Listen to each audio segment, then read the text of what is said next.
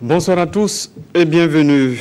Bienvenue à l'émission Dialogue Citoyen, une émission qui s'organise dans le cadre du Présimètre de suivi citoyen du programme du président Kaboré, qui est donc organisé par des organisations de la société civile. À l'origine, vous avez la Convention pour l'observation des élections démocratiques des élections. Vous avez Diaconia Water Aid en partenariat avec l'ARTB. Et invité de ce soir, le docteur Luc-Marie Subriga, il est contrôleur général d'État. Avec lui, nous parlerons des mécanismes de contrôle de son institution, la prévention et la chaîne pénale. Bonsoir, monsieur le contrôleur général. Bonsoir.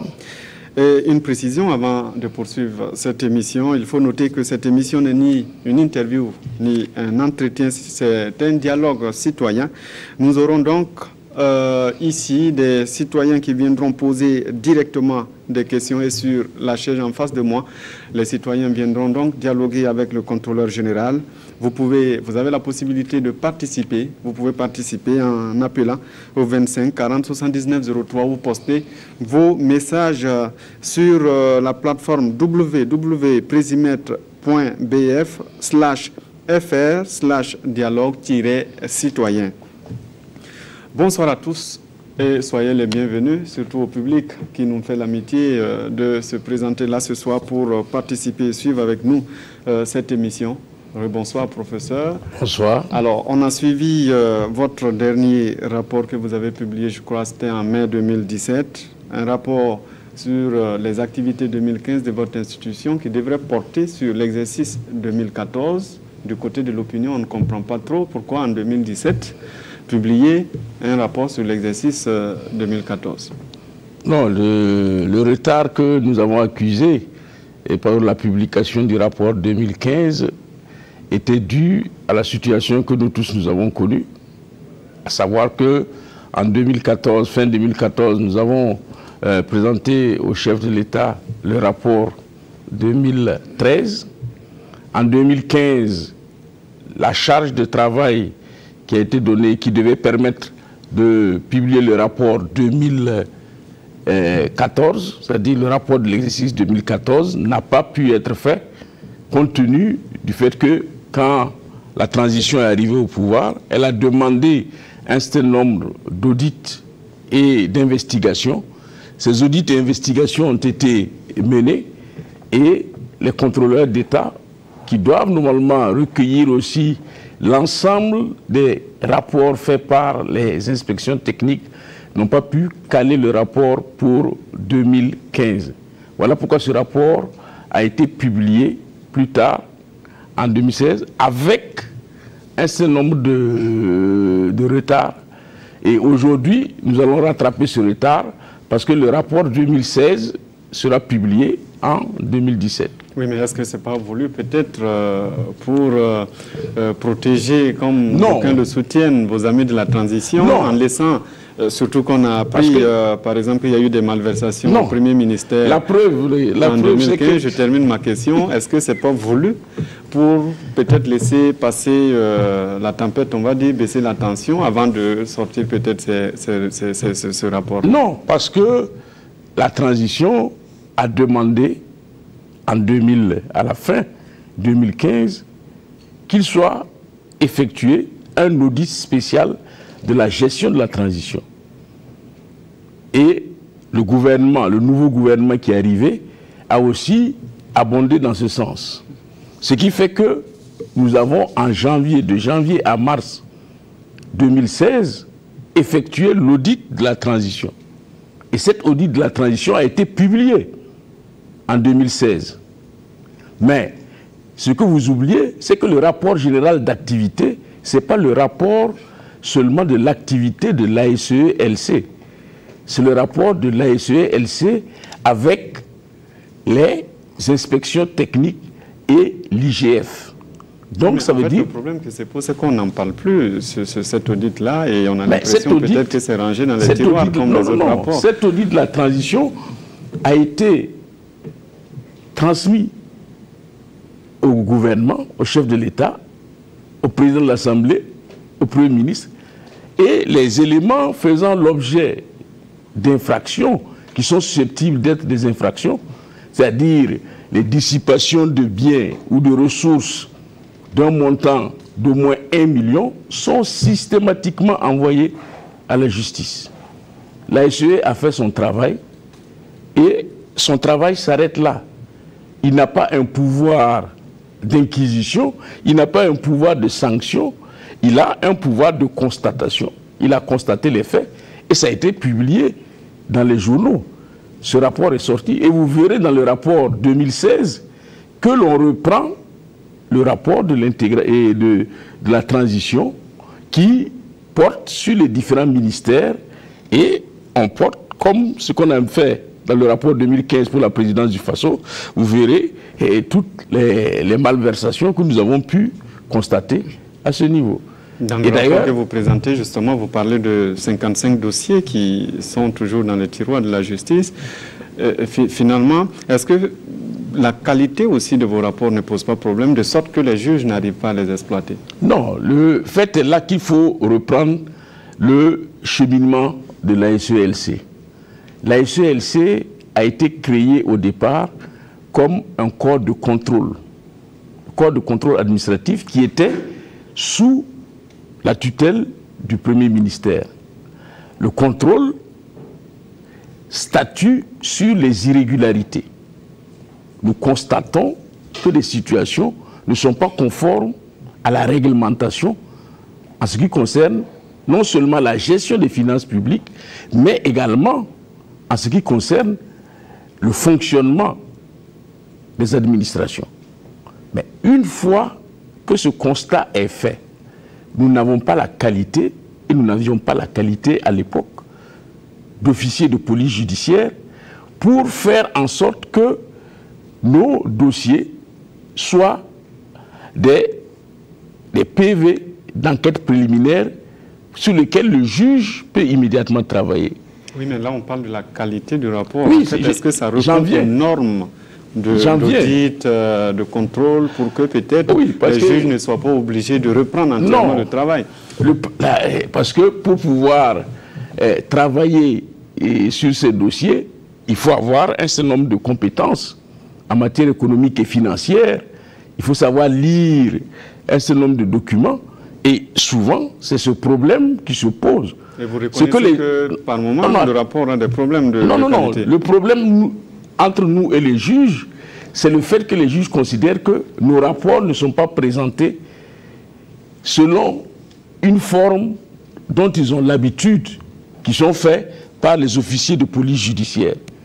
Sinon... Sous forme de procès verbal, par exemple, d'audition. Mais chez nous, nous devons constater les faits, essayer de montrer quelles sont les causes qui sous-tendent ces faits, et nous n'avons pas la possibilité de qualifier, de dire ça, c'est par exemple une concussion. Ça, mais nous constatons qu'il y a de l'argent qui devait être là, qui n'est pas là.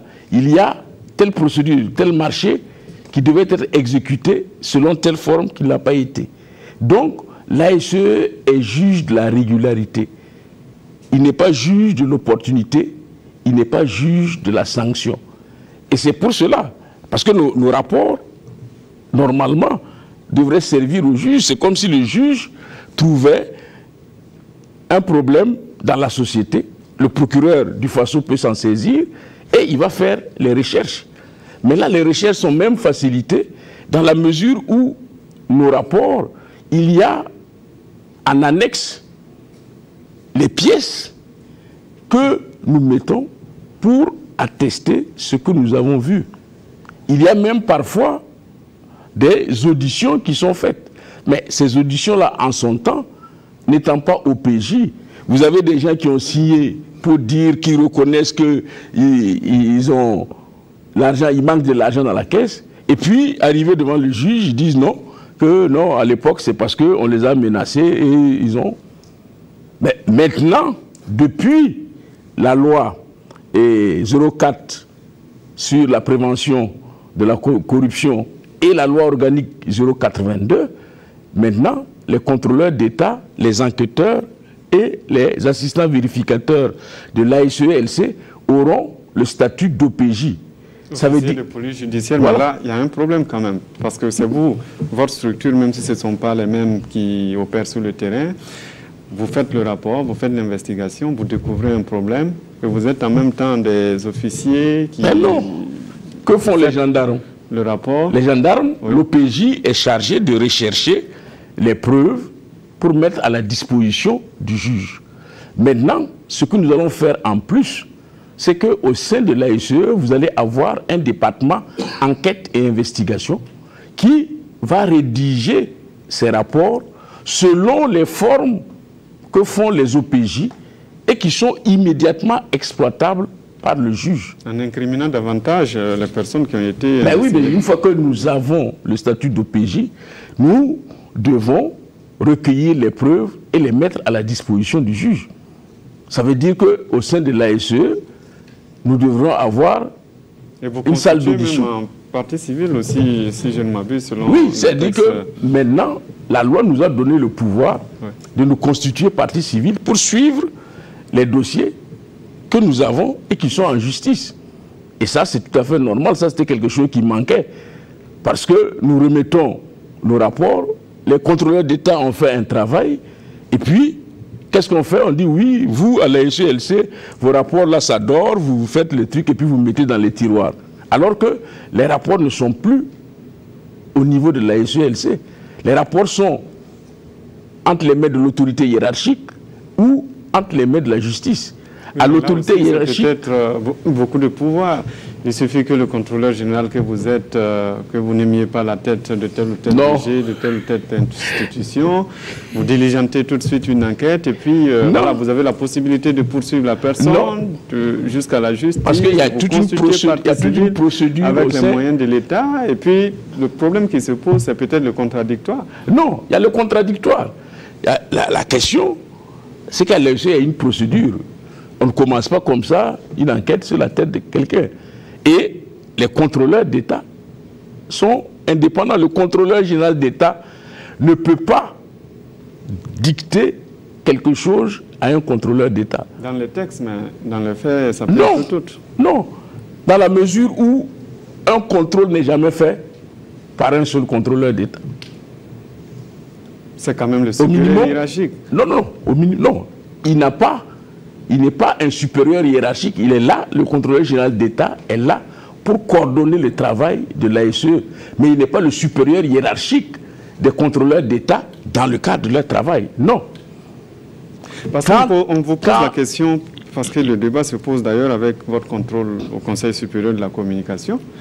On a suivi que le Conseil vous a présenté des pièces de régularisation que vous avez tout de suite balayé du revers de la main. Mais ça, donc vous allez dire que... C'est le contradictoire. Non, non, non, il y a le contradictoire. Oui. La preuve, c'est que quand nous avons fait notre rapport, nous avons envoyé notre rapport au niveau du CSC. Alors même que, étant dans le cadre d'une investigation, nous pouvions conclure sans même envoyer le rapport provisoire. Si nous sommes en audit, si nous sommes en contrôle, notre manuel de procédure dit que l'on envoie le rapport.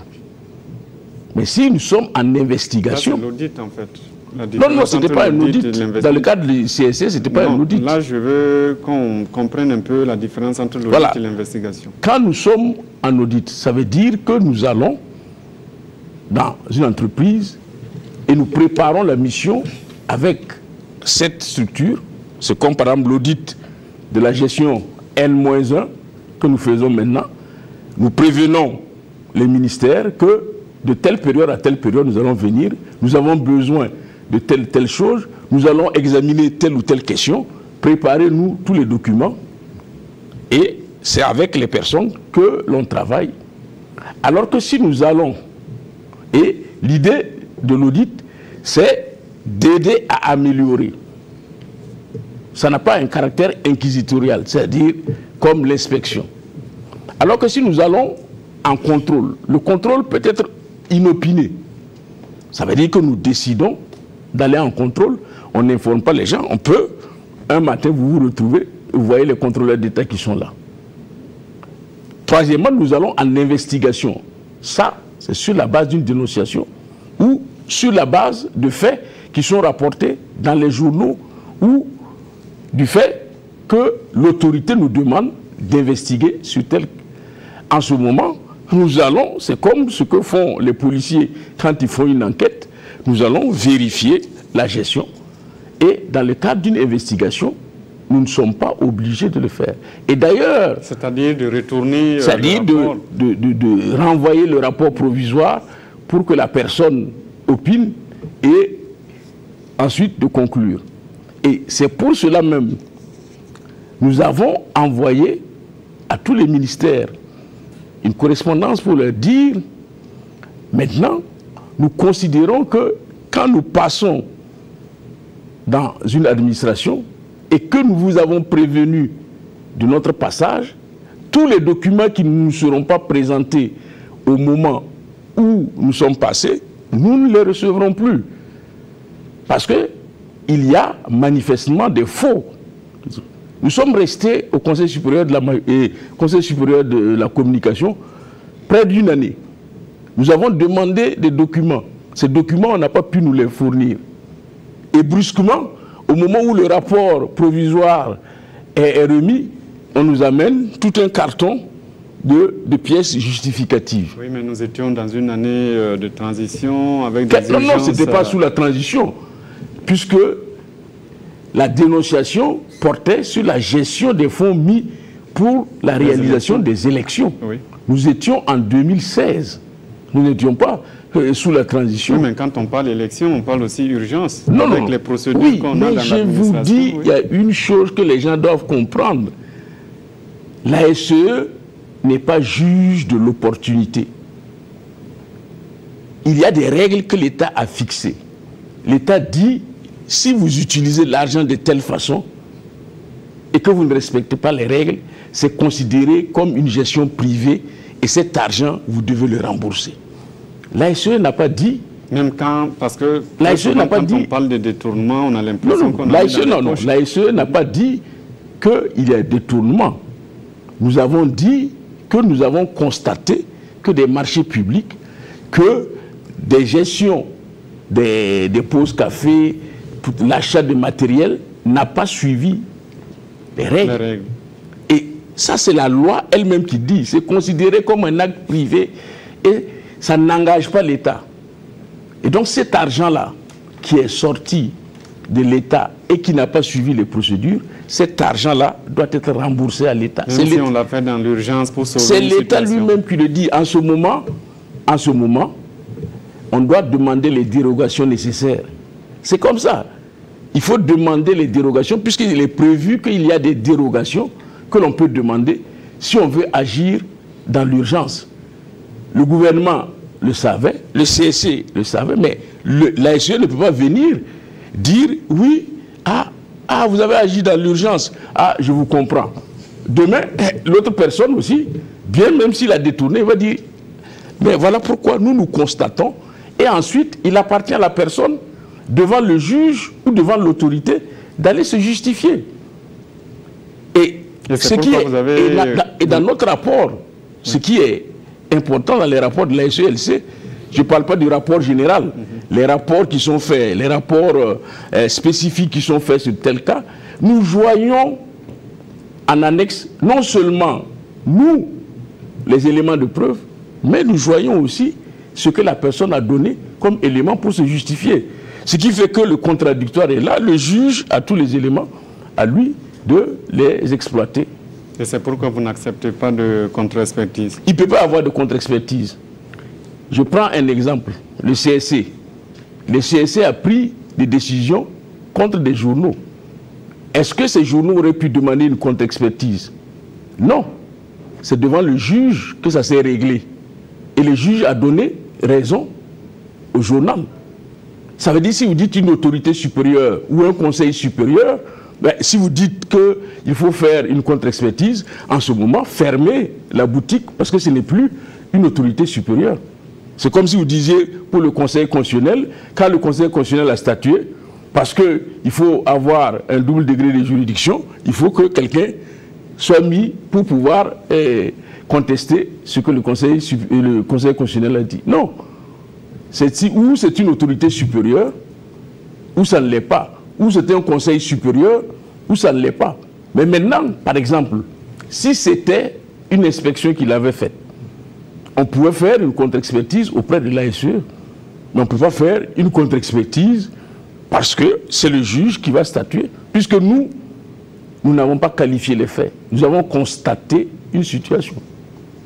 Oui, le problème aussi à ce niveau-là, c'est que on vous voit plus dans l'audit, dans l'investigation, mais pas dans la sensibilisation. Vous ne faites pas de la prévention pratiquement pour amener ces gestionnaires des comptes publics-là à peut-être avoir des notions beaucoup plus poussées dans vos méthodes, par exemple. Ah non, mais ça, c'est cette affirmation. Je me demande où est-ce que vous la sortez. Dans la mesure... C'est ce qu'on entend tous les jours. Non. La sensibilisation sur quoi? La sensibilisation sur la connaissance des textes. Vos procédures, par exemple. Non, nos procédures n'ont pas... Il n'y a pas de procédure spéciale. C'est comme quand vous allez constater une situation, vous vérifiez, est-ce que la situation telle qu'elle est constatée, elle est conforme à la législation? Si oui, c'est bien. Sinon, on le note. Vous prenez un marché qui n'est pas prévu dans le plan de passation du marché et qui est lancé. Ben, en ce moment, on constate qu'il y a une irrégularité et que la loi dit ce marché-là qui a été lancé alors qu'il n'avait pas été prévu dans le plan de passation, elle constitue une dette irrégulière de l'État. C'est-à-dire, l'État peut même ne pas payer. Donc, il faut comprendre que l'ASE a pour but soit de recommander aux institutions qu'elle contrôle dans le cadre de l'audit, soit de mettre à l'index un certain nombre d'irrégularités qui sont susceptibles d'être qualifiées d'infractions. Et en ce moment, il appartiendra au juge de le faire. Mais si nous prenons le pas de dire ce que l'ASE fait, on peut faire une contre-expertise, ça veut dire qu'il n'y aura plus de contrôle, puisque même ceux qui ont véritablement détourné vont chaque fois dire qu'ils demandent une contre-expertise. Et je vous pose la question, qui va payer la contre-expertise? Et qui va faire cette contre-expertise? Peut-être l'institution. Quelle institution? L'institution qui demande, peut-être. Ah non, ce n'est pas l'institution qui demande. Puisque ce n'est pas l'institution en tant que telle qui est mise en cause, mais c'est la gestion des individus. Voilà. Maintenant, ces personnes ont la possibilité de prendre des avocats pour se défendre, de prendre devant le juge, de demander la contre-expertise. Si le juge dit qu'il faut faire une contre-expertise, il n'y a pas de problème. Alors, on va poursuivre. Vous avez, en 2015, là, investigué sur 28 entités, je pense, et puis audité 11 autres. Est-ce que ce n'est peut-être pas une goutte d'eau dans la mare? Est-ce que vous avez l'impression d'influer même sur cette question de lutte contre la corruption au Burkina? Ah oui, je pense que nous jouons un rôle. Parce que, pour vous donner une idée, tous les dossiers qui ont été enrôlés au niveau de la Haute Cour de justice, ce sont des dossiers de l'ASE. Je ne parle pas de l'ASE-LC, de l'ASE. Ce sont des dossiers qui ont été faits dans les années 2009, 2010, 2011, etc. Sur lesquels on s'est fondé pour mettre en accusation un certain nombre de personnes. Mais surtout qui n'avaient pas bougé à l'époque. Et finalement, la question, est-ce que vous ne vous acharnez pas peut-être sur les petits poissons? Non. Alors la preuve, c'est que nous avons fait l'audit de la présidence du Faso. Nous avons fait l'audit du Premier ministère, nous avons publié les résultats. Et on attend toujours. Cela n'est pas de notre ressort. C'est du ressort du pouvoir hiérarchique et de la justice. Ce n'est pas du ressort de la SELC. Mais je vous dis, avec aujourd'hui la création des pôles judiciaires spécialisés, j'espère que nous pourrons accélérer le processus Et surtout que vous-même, vous pouvez vous constituer en partie civile, donc ça pourrait aller un peu plus vite. Vous n'aurez plus de raison de venir dire que c'est la justice qui n'avance pas, peut-être. Ah non, quand on se constitue partie civile, on ne dirige pas le procès. C'est le juge qui a toujours la direction du procès. C'est simplement pour être là et être informé de ce qui se passe et comment le dossier avance, c'est tout. Mais nous n'avons aucun pouvoir pour dire au juge, mais il faut que tu ailles plus vite. Mais le fait de poursuivre, au moins vous aurez la pression quand même quelque part sur... oui, ben, c'est parce que à ce niveau, nous n'avons pas aussi la possibilité de commenter les décisions de justice. En tant qu'institution de la République, nous ne pouvons pas commenter les décisions de justice. Nous pouvons ne pas être contents, nous pouvons considérer que ça ne va pas vite, mais nous ne pouvons pas commenter les décisions de justice. Alors, si vous le voulez bien, nous allons évoluer dans cette émission. Et puis nous allons inviter avec nous M. Sylvestre Thiemtoré. Sylvestre Thiemtoré, qui sera la première personne à échanger avec vous ce soir. Bonsoir, M. Thiemtoré.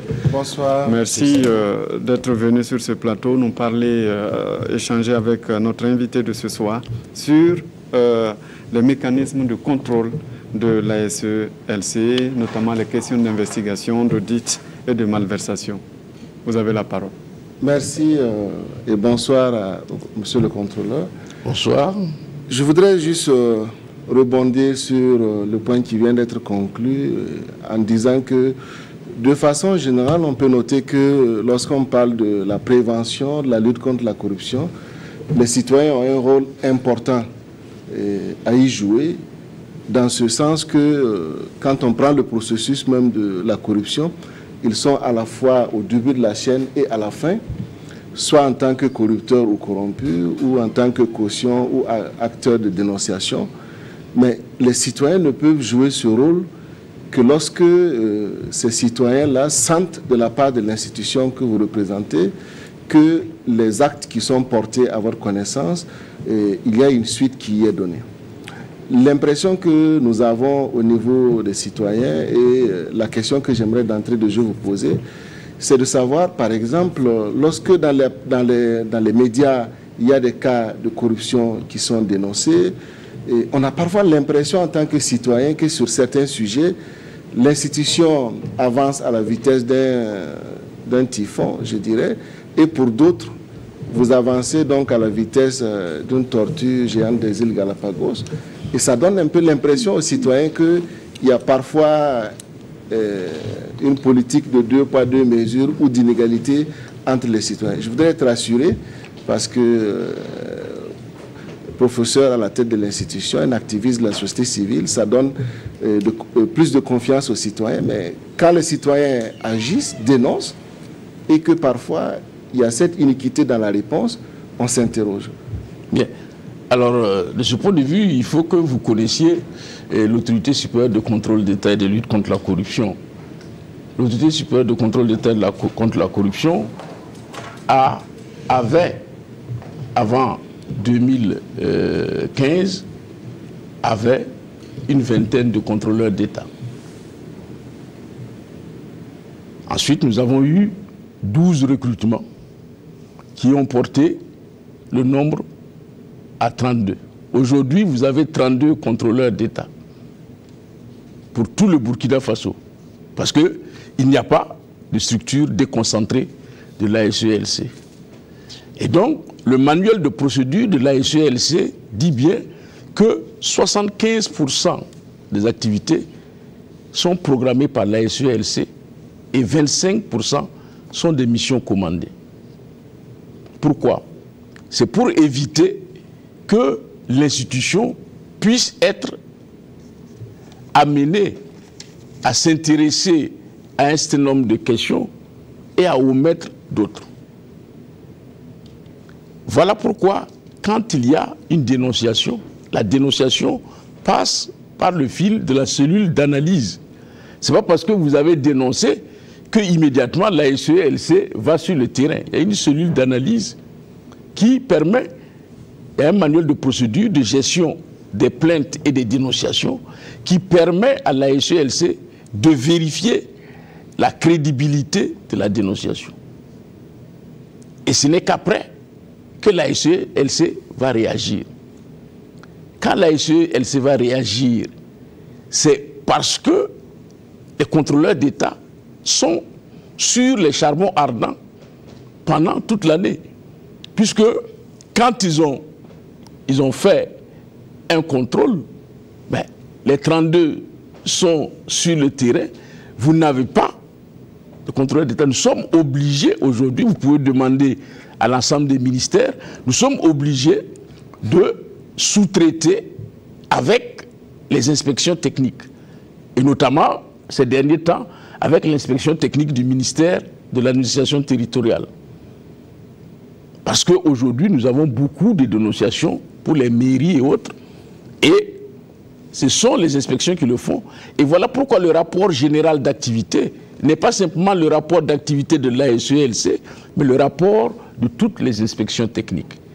Et donc, ça pose le problème. Et nous sommes contents que les citoyens le disent, parce que ça veut dire qu'il faut que l'ASE se développe. Et c'est pour cela, la loi organique 082 avait dit il faut donner à l'ASELC au minimum 0,1% du budget de l'État pour lui permettre de se doter de moyens pour pouvoir traiter un certain nombre de questions. Je vous donne un exemple d'un dossier que nous avons eu qui concerne une question de collusion dans un marché public. Mais les moyens qui ont été utilisés pour l'investigation, si on avait utilisé les moyens classiques, ça n'aurait rien donné. Parce que, sous serment, les personnes ont juré qu'elles ne se connaissaient ni d'Adam ni d'Ève. Il a fallu utiliser les moyens électroniques. Et ces moyens électroniques ont coûté combien? Ont coûté près de 45 millions.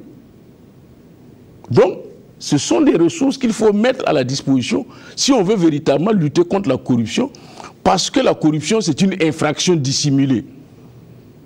Ce n'est pas quelque chose que vous allez constater ici. Il faut que vous puissiez avoir les moyens, un certain nombre de preuves. Vous verrez même un représentant du RENLA qui est là, il peut attester qu'avec la SELC, ils ont mené un certain nombre d'investigations, ils ont confondu des gens.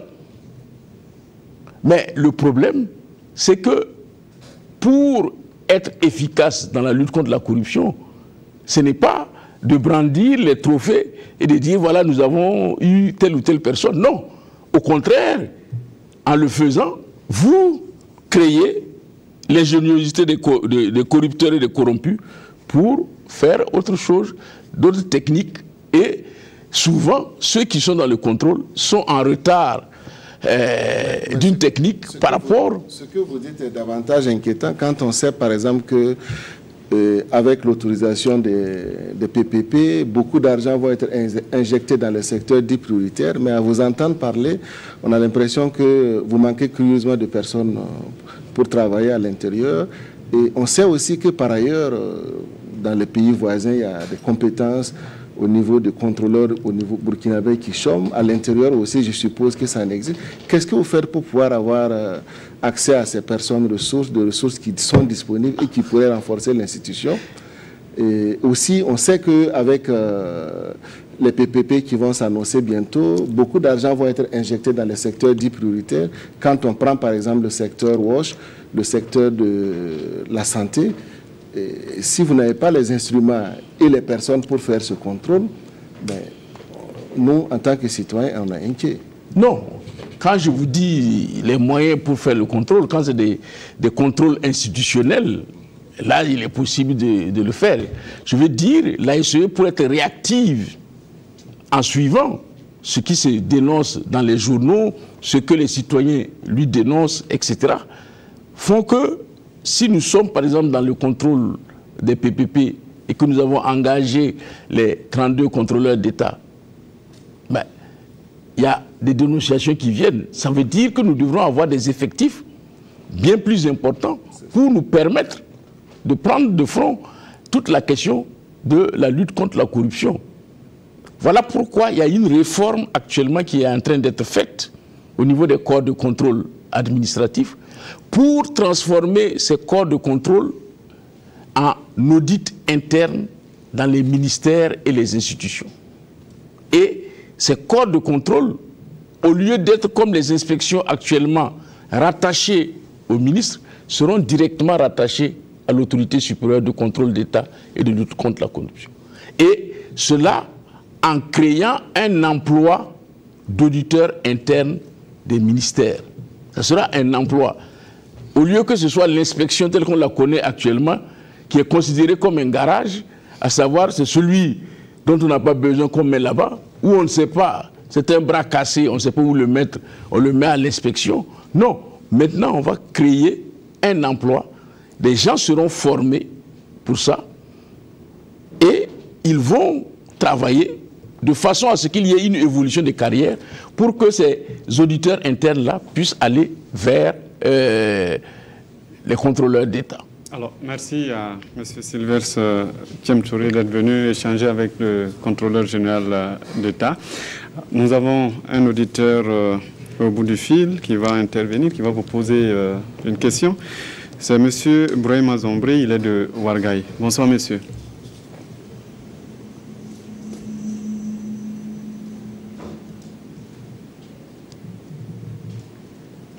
Monsieur Yambré, bonsoir.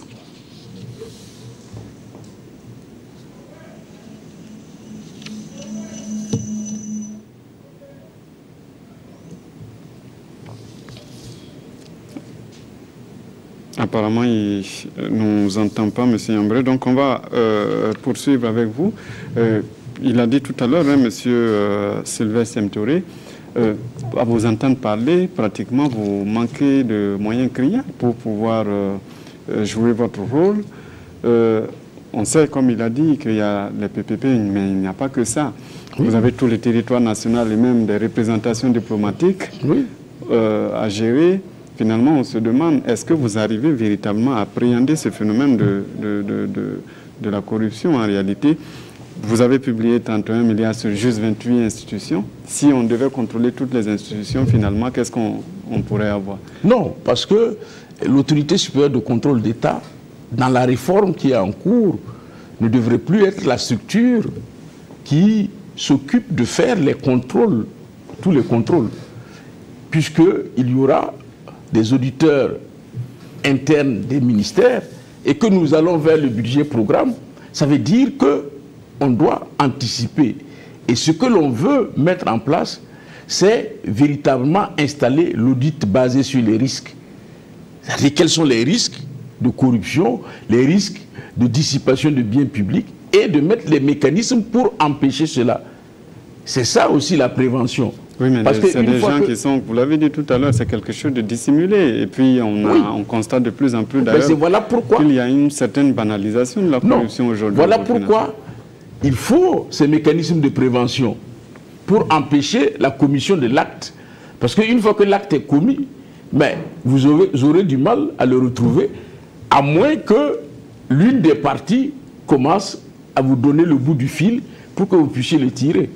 Voilà pourquoi l'audit basé sur les risques, l'audit basé sur la performance sont les deux grands axes sur lesquels l'ASE travaille, avec également la conformation de la plupart des administrations à la norme ISO 37007. D'accord. Alors, on va prendre une question d'internaute. J'espère que là, on pourra... voilà. Monsieur Kaboré, qui est du centre, vous allez lire avec nous. Bonjour. À la fin de la transition, un audit a révélé des irrégularités dans les dépenses du Premier ministère. Qu'a fait l'ASE-LCE à la suite de ces dénonciations et quelle a été la suite donnée justement à ces rapports? Mais non, c'est l'ASE-LCE qui a mis à nu ces malversations. Ce n'est pas une dénonciation qui a été faite. C'est le rapport de la gestion de la transition qui a mis à nu que, en ce qui concerne le carburant, en ce qui concerne les marchés publics, en ce qui concerne les comptes de dépôt, il y avait des écarts Et c'est grâce à l'audit de la transition exécuté par la SELC et avec un certain nombre d'inspecteurs techniques que le gouvernement de M. Paul Kabatieba a pris une mesure pour réglementer l'utilisation du carburant. Avant cela, il n'y avait aucune règle qui réglementait, une règle générale qui réglementait l'utilisation du carburant. D'un ministère à l'autre, c'était totalement disparate. La même chose pour ce qui concerne les comptes de dépôt, où on a mis à nu la gestion des missions. C'est ce qui a permis de montrer qu'au niveau du Premier ministère, il y avait une pratique qui n'était pas conforme, le fait qu'on signe des décharges pour prendre de l'argent pour les missions. Ça, c'est le rapport de l'ASELC qui l'a montré. Ce ne sont pas des dénonciations. Il faut dire d'ailleurs qu'on en avait parlé en début d'émission, donc on va aller plus vite. Alors il y a Mme Kiedga Pegwende qui appelle de Banfora. On va écouter sa question. Bonsoir Madame. Monsieur Kietega Pegwende. Monsieur Kietega Pegwende. Voilà, je voulais demander au contrôleur d'État où en est-on la question de l'automobile, autoparc, les véhicules disparus après l'arrivée du gouvernement de Roch là. Ce dossier, c'est pas un dossier qui a été géré par l'autorité supérieure de contrôle d'État et de lutte contre la corruption. C'est un des éléments qui a été géré par le ministère de la Sécurité et ne concerne pas notre gestion. Nous, ce que nous avons constaté, et ça, cela est ressorti dans le rapport 2015 concernant la présidence du FASO, c'est de voir qu'à la présidence du FASO, il n'y a pas une véritable comptabilité matière qui permette de savoir quels sont les biens qui appartiennent à la présidence du FASO. Et nous l'avons souligné, nous avons dit c'est quelque chose qu'il faut changer. Parce qu'à l'époque, c'est une seule personne qui savait quel était le patrimoine de la présidence. On vous dit, à tel endroit, il y a des chaises. À tel endroit, il y a des véhicules. Tel véhicule, ça appartient à la présidence. Non. Et là, il n'y a pas de poursuite, il n'y a pas de sanction. Ah non, le dossier, les poursuites et les sanctions ne sont pas du ressort de l'ASELC. L'ASELC a transmis son rapport à la justice. L'ASELC a transmis son rapport aux autorités. Il appartient... Le dossier se trouve en justice, c'est ce qu'elle veut savoir, madame. Oui, les dossiers se trouvent en justice. Ok. On va prendre une dernière question sur cette partie-là, sur la plateforme www.presimet.bf/fr/dialogue-citoyen. Monsieur Abdou Hakim du Centre, principalement, la SELC a un plan d'intervention annuel sur un échantillon. Est-ce qu'elle intervient aussi suivant des thèmes précis à risque? Je prends l'exemple de l'ouverture des comptes dans les banques privées, par exemple. Disons que la SELC, aujourd'hui, a des contrôleurs d'État qui ont été formés sur l'audit basé sur les risques. Et il y a les 2/3 des contrôleurs d'État qui sont certifiés et il y en a même qui ont un Master 2 dans le domaine. La loi nous donne le pouvoir d'investiguer dans les banques et les banques ne peuvent pas refuser de nous communiquer les informations. Et nous avons aujourd'hui des réquisitions que nous envoyons aux banques pour leur demander de nous donner la situation par rapport à telle ou telle personne si cette personne est mise en cause dans le cadre de notre audit ou de notre investigation. Donc nous avons ce pouvoir de contrôler. Si nous considérons que le fait est suspect, nous pouvons exiger de la banque et la banque ne peut pas refuser de nous communiquer les comptes de telle ou telle personne dans ses écritures. Alors, nous accueillons M. Aruna Sinon, il est du RENLAC, lui aussi, dans une institution justement qui lutte contre la corruption. Bonsoir, M. Sinon. Bonsoir. Vous avez 10 minutes pour échanger avec le contrôleur général d'État. Ok, merci Simon Gongo. Bonsoir, professeur. Bonsoir. Alors, je vous ai écouté pendant longtemps sur un certain nombre de questions, mais je voudrais revenir sur la question des malversations que vous avez constatées dans le rapport 2015, où il est ressorti quand même principalement, il y a eu le président Blaise Compaoré qui a dissipé, je crois, 4 milliards, et puis son petit frère aussi, 6 milliards environ. Est-ce qu'il y a des actions administratives en termes de recouvrement à ce niveau? Disons que le dossier que nous avons transmis quand nous faisons notre rapport, le rapport est envoyé à l'autorité. Le rapport, quand ça atteint 1 million, est envoyé à la justice. Donc, ici, le procureur du Faso pouvait, sur la base de notre rapport, lancer, inculper pour les 6 milliards ou les 8 milliards. Je ne sais pas qu'est-ce qui fait qu'il n'y a pas encore d'action à ce niveau, mais nous, ayant constaté les faits et n'ayant pas eu la possibilité de rencontrer ces personnes, parce que quand nous avons fait notre rapport, nous avons envoyé le rapport à la présidence du Faso en leur demandant de communiquer à M. Blaise Compaoré, à M. François Compaoré, à M. Vebamba, de leur communiquer ces rapports. Ça nous est revenu comme quoi on n'a pas pu le leur communiquer. Nous avons instruit un huissier de justice pour qu'il les présente le document en la forme officielle. Il a fait ses investigations et il a fait un rapport qu'il a transmis au procureur général du Faso pour dire qu'il n'a pas pu remettre les documents aux intéressés. Et nous avons conclu. Nous avons conclu que le constat pour nous, voilà le constat. Et en ce moment, ça veut dire que la justice a les moyens, sur cette base-là, de pouvoir poursuivre ces personnes.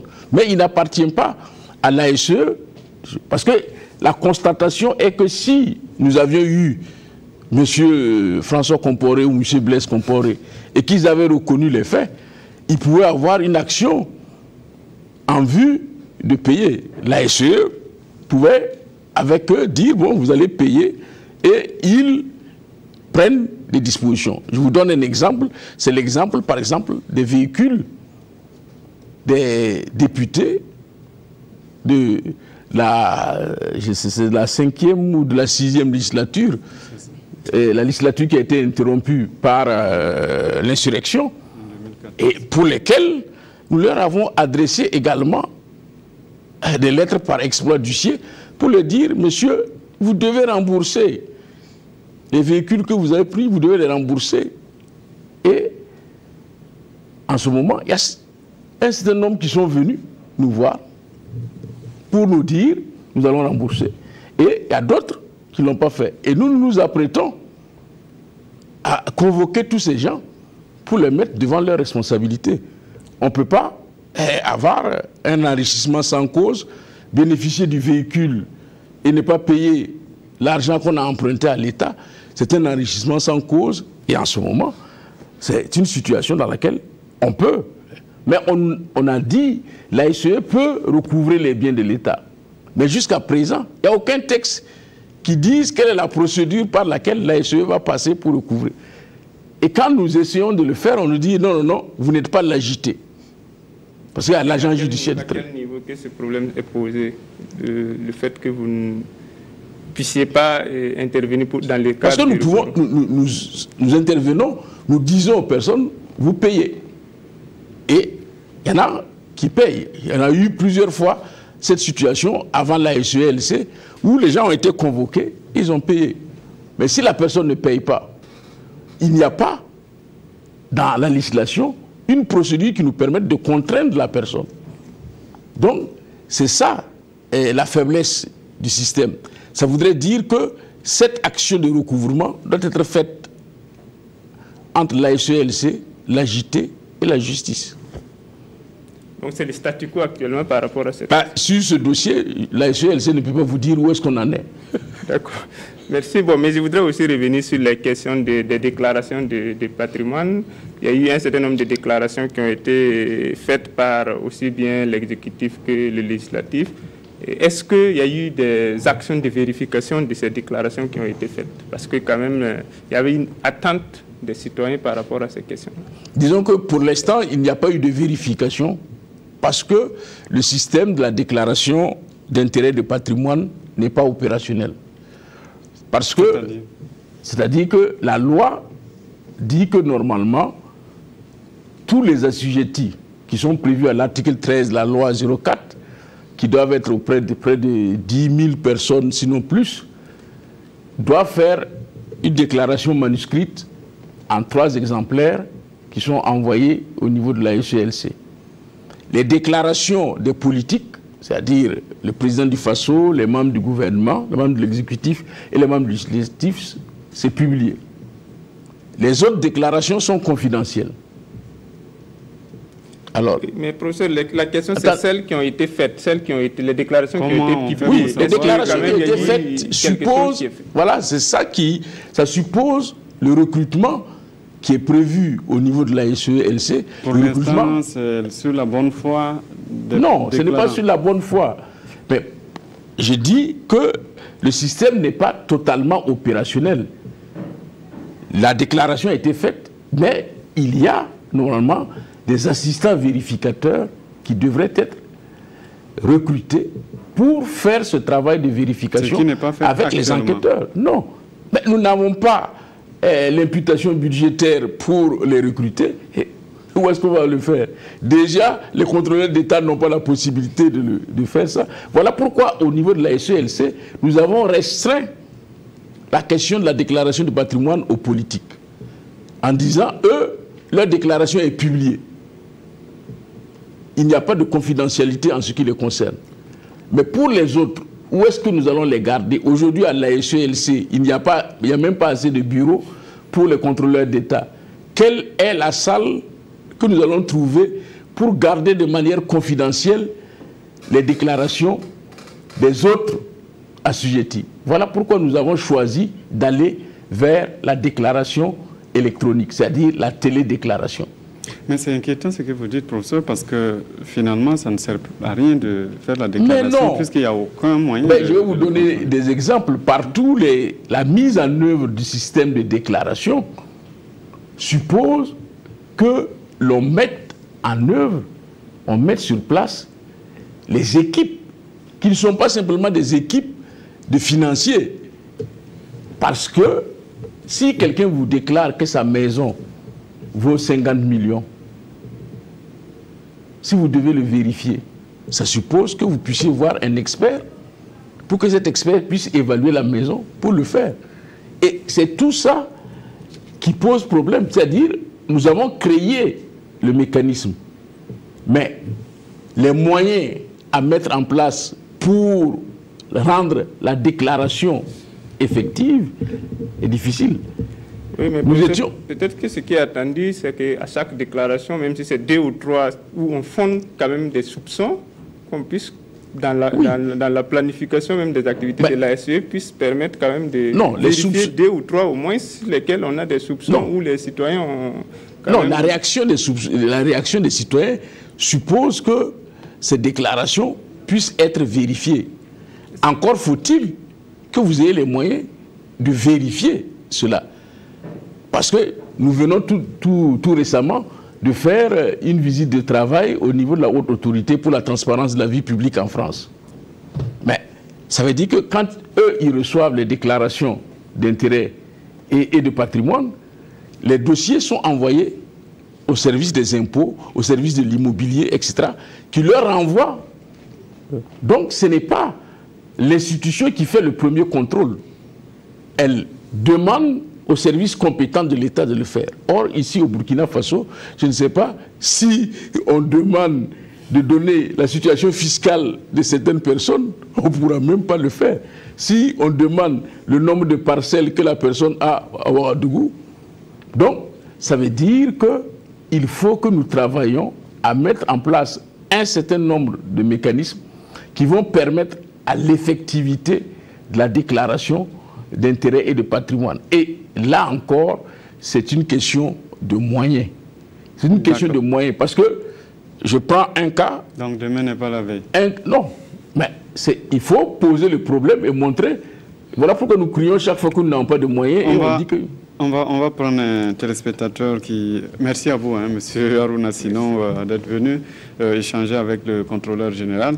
On va prendre un téléspectateur qui nous appelle du Gabon. Il s'appelle Zoromé Suleiman. Bonsoir, monsieur Zoromé. Oui, bonsoir.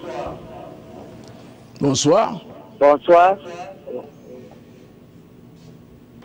Bonsoir à tout le Burkina Faso, le peuple de Burkina, les enfants de Burkina, les femmes, tout le monde. Je vous salue tous. Nous sommes au Gabon, on vous regarde. Ah, ça dit... Oui. J'ai une question à proposer à notre père là.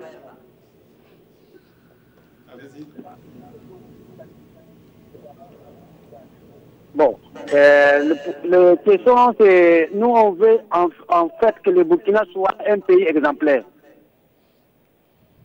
Pour que le pays soit un pays exemplaire, il faut d'abord qu'on gagne les gens qui sont vraiment efficaces, très efficaces, pas de pitié.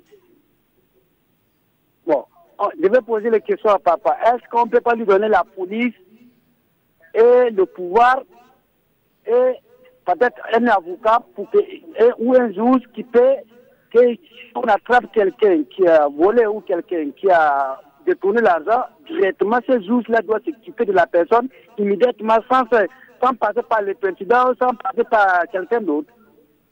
Merci à vous, on a compris la question. Professeur.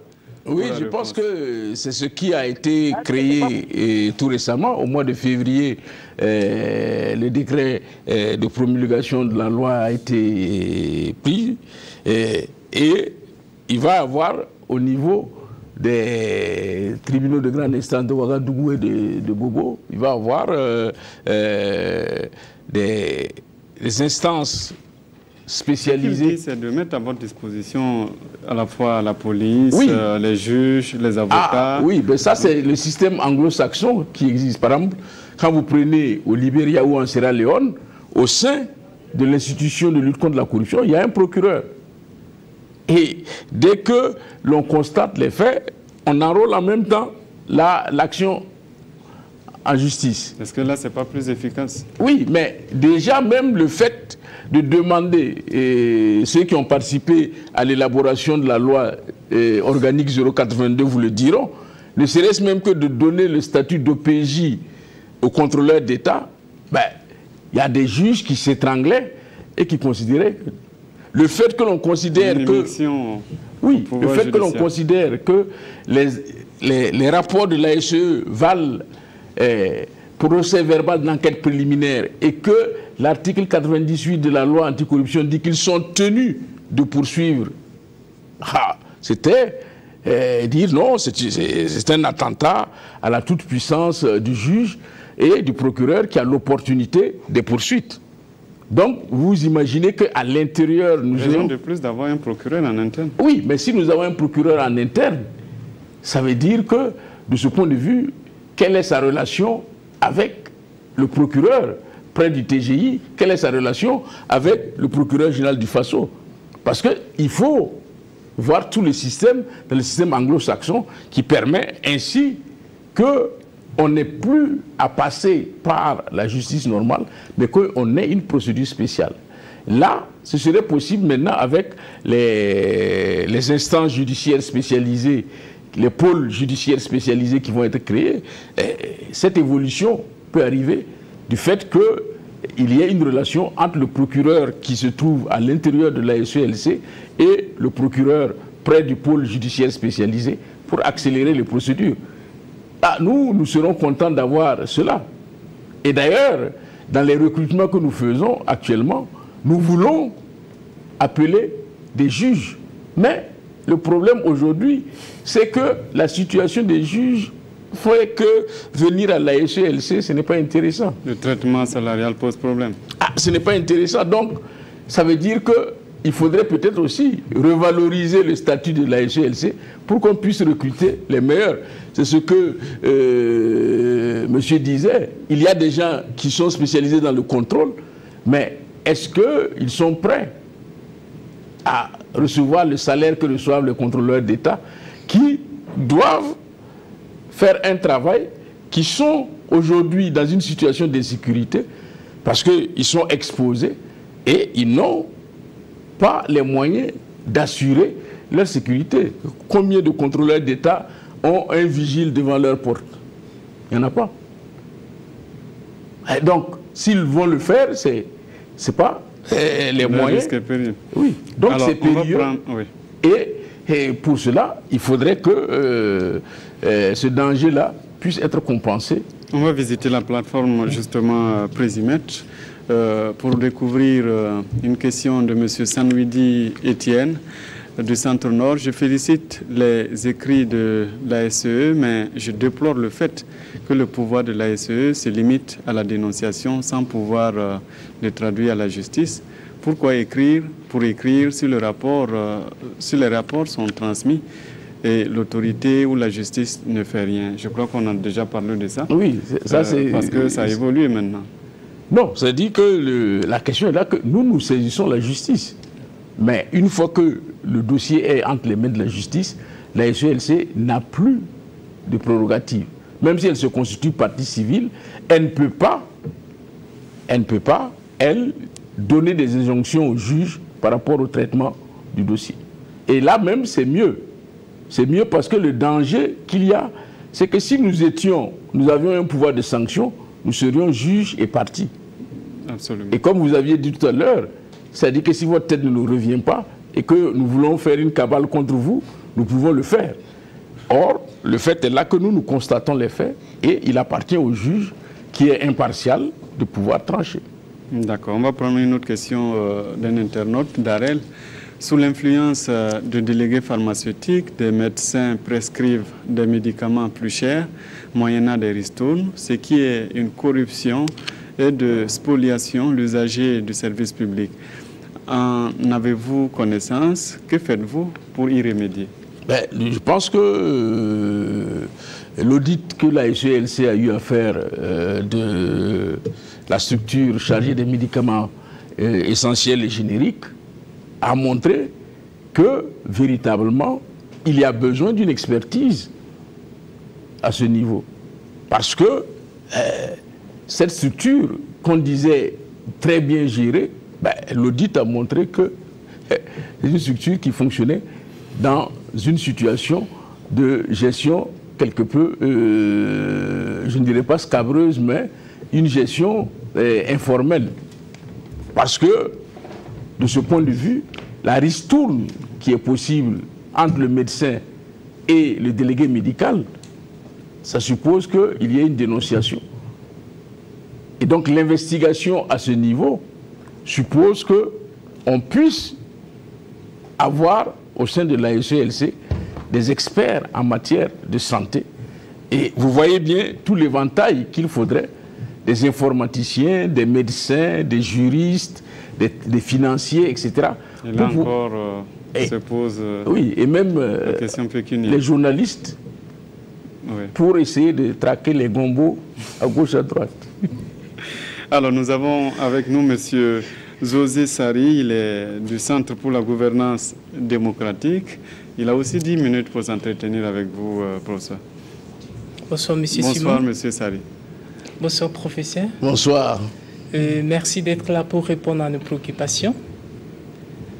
Vous n'êtes pas sans ignorer que la corruption est l'un des mots qui assèle la société burkinabé et détériore de ce fait la qualité de la gouvernance politique et économique. Nombreux sont certains opérateurs économiques, ou que l'ont été certains opérateurs économiques, bien sûr, qui ont eu un monopole sur l'économie nationale. Et où est-ce qu'on en est exactement avec cet état de fait? Disons que sur ce plan, au sein de l'ASE, il a été créé par décret et par arrêté du Premier ministre, il a été créé une cellule d'identification des biens mal acquis, oui, chargée d'identifier les biens mal acquis. Et cette identification des biens mal acquis suppose qu'il y ait des ressources. Et quand on a fait le budget de cette cellule, après avoir pris des renseignements auprès des agences d'intelligence économique, on s'est rendu compte qu'il fallait, pour démarrer, autour de 500 millions. Parce que quand vous vous adressez à un bureau d'intelligence économique pour demander la traçabilité des biens d'une personne à l'étranger, c'est au bas mot 30 à 50 millions qu'il faut payer. Nous avons introduit le dossier auprès de l'État. À l'arrivée, l'État nous donne 50 millions. Donc, actuellement, c'est à coup de réquisition que la SELC adresse aux différentes institutions pour essayer d'avoir la traçabilité des biens. Cela aurait été facile si le système, notre système fiscal, notre système immobilier, notre système cadastral était aux normes. On aurait pu avoir une traçabilité plus grande. Et c'est pour cela, dans nos rapports qui ont été faits sur les parcelles et les lotissements dans la ville de Ouagadougou, la recommandation principale, c'est qu'il nous faut construire un système cadastral fiable. Donc aujourd'hui, le Burkina Faso n'est pas à même de dire si son économie est toujours entre les mains de ceux qui ont dirigé hier ou entre les mains de nouvelles personnes. Et ça, nous n'avons pas mis les moyens nécessaires pour le faire, comme ce que les Tunisiens ont fait quand il y a eu la chute de Ben Ali. De Ben Ali, effectivement. Oui. Oui. Donc, c'est ce que nous avons demandé à faire, mais les moyens n'ont pas suivi pour pouvoir le faire. Est-ce que ces biens mal acquis ont été rétrocédés à l'État ou bien c'est comment exactement? Mais non, les biens mal acquis, d'abord, il faut les identifier. Oui, oui. Mais vous avez pu les identifier néanmoins? Certains biens ont été identifiés. Mais une fois que vous les identifiez, il y a toute une procédure pour le recouvrement. Oui. Et cette procédure suppose que vous mettiez des avocats, que vous mettiez des personnes pour les évaluations afin de les recouvrer. Parce que le problème, soit on choisissait de dire le lendemain de l'insurrection, tous ces biens sont nationalisés, paf. Et puis en ce moment, on résout le problème. Mais une fois qu'on ne l'a pas fait, la question c'est que vous devez démontrer qu'il s'agit d'un bien mal acquis. Mal acquis, tout à fait. Et ça suppose que vous réunissez un certain nombre d'informations.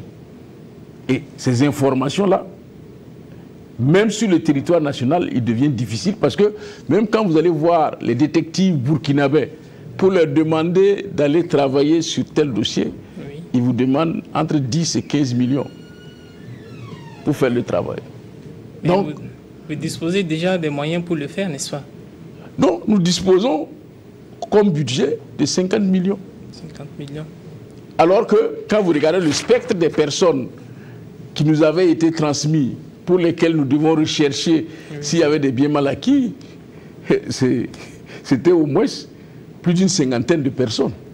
Ça veut dire que si on prend les 50 millions et qu'on divise 1 million par personne, on ne peut pas travailler. Mais sinon, il y a une équipe qui a été constituée, une équipe mixte, police, gendarmerie, ASELC, pour faire ce travail. Mais ça suppose qu'il y ait un véritable investissement et que l'on veuille le faire. Parce que, à notre corps défendant, nous pensons, quand on regarde cela, que c'était pour se donner bonne conscience. Parce que sinon, ça veut dire qu'aujourd'hui, nous ne savons pas véritablement qui maîtrise l'économie burkinabé et du jour au lendemain, nous pouvons nous retrouver sur nos fesses.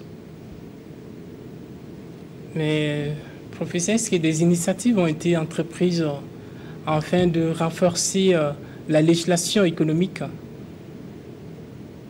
Oui, disons que de ce point de vue, du point de vue de la législation économique, les lois qui ont été prises, la loi...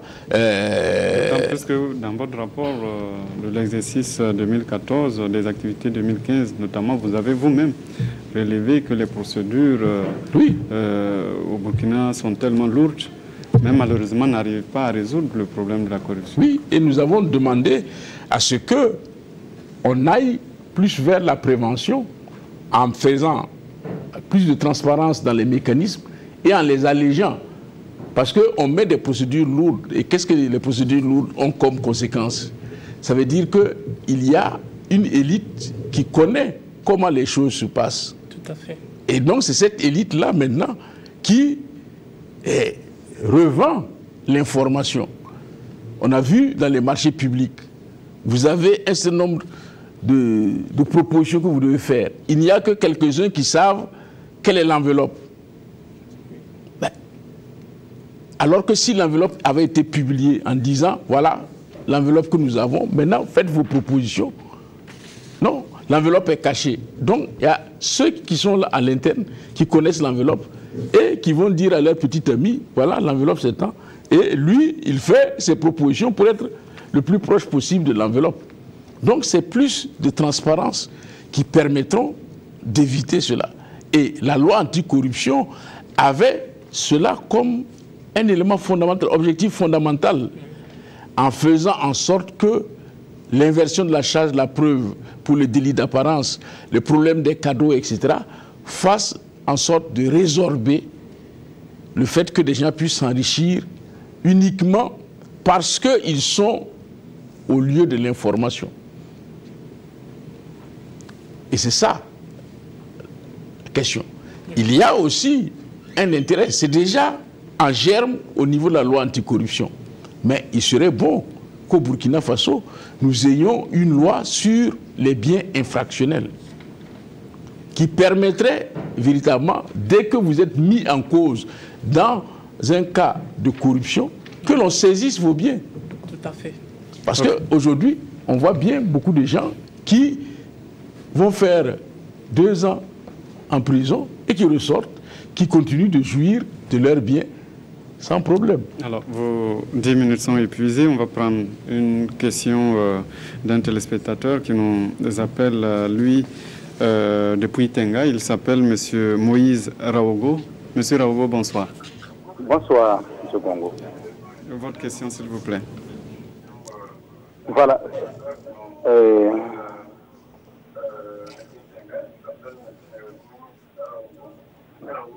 Bonsoir.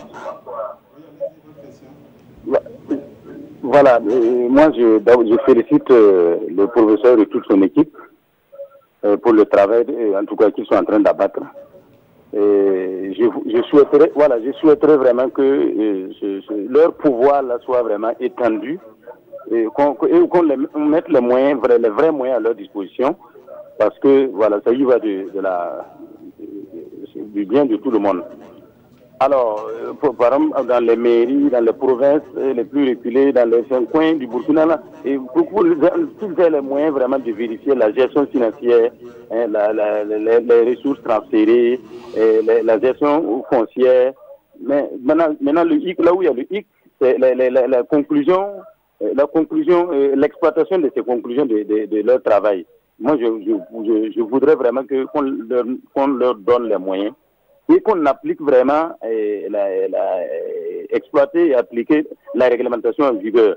Faut pas que leurs décisions, on pas donner seulement les rapports et ça sombre dans les tiroirs. Bon, ça ne sert pas. Moi, je trouve que l'État, on gagnerait tous, la communauté, on gagnerait tous à ce que leur travail vraiment soit renforcé en leur donnant vraiment les vrais moyens. Voilà, et que trouvent des relais dans les communes ou dans les provinces, pour que le travail soit rapidement en fluide et pour les atteindre. Merci. Alors donc, ce n'était pas une question, mais plutôt un commentaire. Merci à vous, Monsieur Moïse Raogo, de nous avoir appelé depuis Tenga. Nous avons, professeur, avec nous, comme c'était prévu, un vérificateur de cette émission, c'est le contrôleur du contrôleur général. Adama Koulibaly, bonsoir. Bonsoir Simon, bonsoir monsieur le contrôleur général. Donc après 1 heure d'échange sur le plateau et avec les téléspectateurs, on a essayé de faire quelques statistiques. On note dans l'ensemble que vous n'avez esquivé aucune question. Et vous avez apporté des réponses, même si quelquefois elles nous ont un peu laissé sur notre faim, peut-être dû à la nature de votre structure, qui n'a pas un rôle, comme vous l'avez dit, c'est juste un rôle de contrôle, voilà, mais pas un rôle de coercition. Mais ce qu'on peut noter, c'est que dans l'ensemble, on peut dire, comme je le disais tantôt, que vous avez été assez convaincant sur l'ensemble des différents points sur lesquels vous avez apporté des éclaircissements. Alors, merci à vous, Adama Coulibaly. Le public qui est là devait vous attribuer une note. On attend la moyenne de la note, puisque c'est vous qui avez l'habitude de donner ces notes. Mais on a l'impression, en tout cas, que vous êtes bien en sortie et donc la moyenne devrait être satisfaisante. Mais, professeur, tout ce qu'on a entendu ici, on a l'impression que vous n'avez pas les moyens de votre politique. Non, je dis, si véritablement on veut lutter contre la corruption, il faut renforcer la SELC. La loi 082 a remis une structure qui doit donner une AICE forte. Maintenant, nous aurons 5 départements. Il faut dire que la loi a été votée sous la transition. Sous la transition. Nous aurons 5 départements. Un département audit et contrôle, un département enquête et investigation, un département gestion des déclarations d'intérêt et de patrimoine, un département de la stratégie de la politique de prévention et un département sur le suivi des affaires en justice et des recommandations. Et à l'intérieur de la SELC... Tout ça c'est bien beau, mais faut-il avoir les moyens aussi bien... Mais oui, mais c'est pour cela que je vous donne ce qui a été imaginé avec tous les acteurs, parce que la loi a été élaborée avec tous les acteurs de la lutte contre la corruption, les magistrats, des avocats, etc. Il y aura un conseil d'orientation de 9 membres, dont 3 membres du secteur public, un représentant de la CENTIF, un représentant de l'AJT, un représentant du parquet général. 3 membres du secteur privé, un représentant de la chambre de commerce, un représentant de l'ordre des experts comptables, un représentant de l'ordre des avocats et 3 représentants de la société civile, un représentant des organisations de lutte contre la corruption, un représentant des organisations qui œuvrent pour la bonne gouvernance et un représentant des journalistes d'investigation. Et ce sont ces 9 personnes qui vont déterminer les critères pour que, par appel à candidature, elles désignent le contrôleur général d'État qui sera nommé par le chef de l'État pour un mandat unique de 5 ans.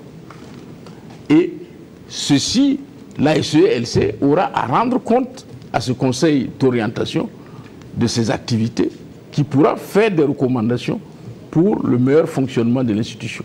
Mais il faut des ressources pour non seulement la restructuration de l'ASE, mais aussi la restructuration des corps de contrôle administratif. Parce que il faudrait qu'à la base, au niveau des régions, au niveau des mairies, au niveau des ministères, il y ait cet audit interne qui anticipe les difficultés. Parce que nous sommes de plus en plus convaincus que la prévention est l'arme fondamentale. Mettre en place des mécanismes qui permettent d'éviter la commission de l'acte de corruption est un élément important. Je prends un exemple. Aujourd'hui, quand vous allez en Europe, vous n'allez jamais voir des bureaux qui sont fermés avec des murs. Ce sont des vitres. Tout le monde se voit. C'est comme, c'est quelque chose, on dirait que ce n'est pas important. Mais c'est très important. Mais ça évite qu'on ait l'intention, parce qu'on fait un grand hall comme ça, et vous êtes dans ce hall, ben, si vous devez monnayer de l'argent, ça doit être difficile. Il faut trouver d'autres endroits pour le faire, etc. Et si tout le monde dans la salle doit monnayer? Ben c'est ça, c'est qu'il y aura quelqu'un qui refusera de monnayer. Et... Alors, la note avec Adama Coulibaly. Oui, donc, note sur le plateau ici, nous avons noté sur 10, monsieur le contrôleur général, 3 personnes qui vous attribuent la note de 7 sur 10 et 4 personnes la note de 8 sur 10. Donc, ce qui fait une moyenne qui tend pratiquement vers 8. Voilà. Merci, docteur Luc Marie Sibriga, d'être venu sur ce plateau de dialogue citoyen, parce que l'émission est arrivée à son terme. Merci à vous aussi, public et invités, qui êtes venus échanger avec notre invité de ce soir. Merci à tous ceux qui ont participé en nous appelant ou en postant leurs messages. Oui, professeur. Oui, je voudrais simplement dire que je voudrais ici rendre hommage aux contrôleurs d'État et au personnel de l'autorité supérieure de contrôle d'État, parce que c'est eux qui sont sur le terrain et qui font le travail. Même si moi je parle, je ne suis pas sur le terrain, c'est eux, et c'est eux aussi peut-être souvent qui prennent les coups, les mauvais regards, les mauvaises remarques, c'est eux qui... Et je pense qu'il y a lieu de les féliciter et que les gouvernants comprennent qu'ils doivent améliorer leur situation pour appeler à l'autorité supérieure les meilleurs profils pour sauvegarder le bien public. Merci donc pour ce clin d'œil. Merci à vous de nous avoir suivis et bonne suite de programme sur la RTV.